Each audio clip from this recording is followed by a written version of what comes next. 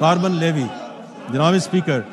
Fossil fuel کے ذریعے کے زیادہ استعمال کی حوصلہ شکلی اور موسمیاتی تبدیلی اور گرین انرجی پروگرامز کے لیے مالی وسائل مہیا کرنے کے لیے یہ تجویز کیا جا رہا ہے کہ مالی سال 2025-26 کے لیے پٹرول، ہائی سپیڈ ڈیزل اور فرنس آئل پر 2.5 روپے فی لیٹر کی شرح سے کاربن لیوی عائد کی جائے، جو مالی سال 2026-27 میں بڑھا کر 5 روپے فی لیٹر کر دی جائے گی۔ اس کے علاوہ فرنس آئل پر پیٹرولیم لیوی بھی وفاقی حکومت کی جانب سے اعلان کردہ شرح کے مطابق عائد کی جائے گی۔ توانائی کے شعبے میں گردشی قرضوں پر سرچارج کی ادائیگی جناب اسپیکر پاکستان کے توانائی کے شعبے پر ناقابل برداشت گردشی قرضوں کا بوجھ ہے، جو گزشتہ مالی سال کے اختتام پر 2,393 ارب روپے تک پہنچ چکا تھا۔ اس گردشی قرضے پر کائبور کے علاوہ 2% سے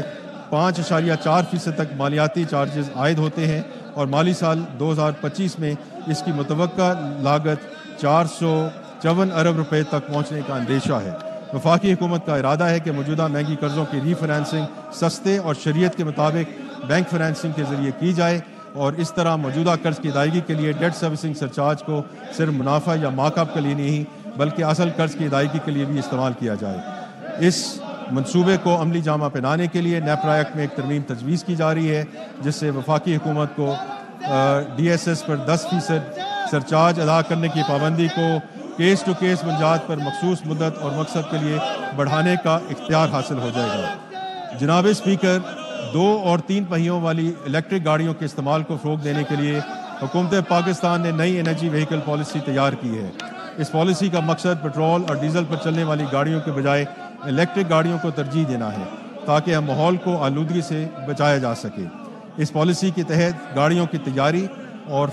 فروخت کو فروغ دینے کے لیے ایک لیوی عائد کرنے کی تجویز ہے، جو معدنی تیل استعمال کرنے والی گاڑیوں کی فروخت اور درآمد پر انجن کی طاقت کے مطابق مختلف درجوں پر لاگو ہوگی۔